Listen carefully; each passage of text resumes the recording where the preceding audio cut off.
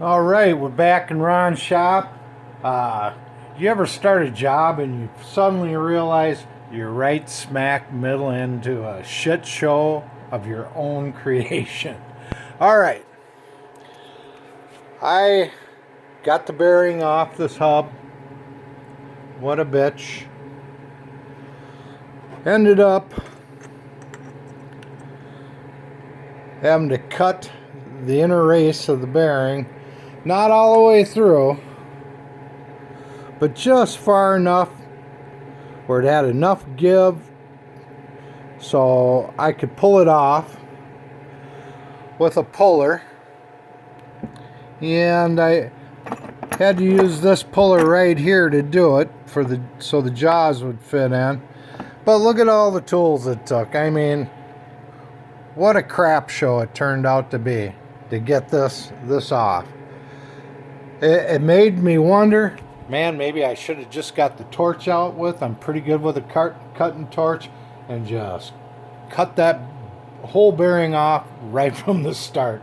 Ended up taking me an hour and a half to get that thing off, dinging around. My air die grinder, it too big, it would rub down here.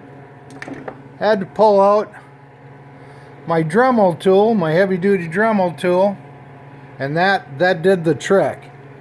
But let me tell you, it was a pain in the butt. But this one had to come off. The bearings were bad in it.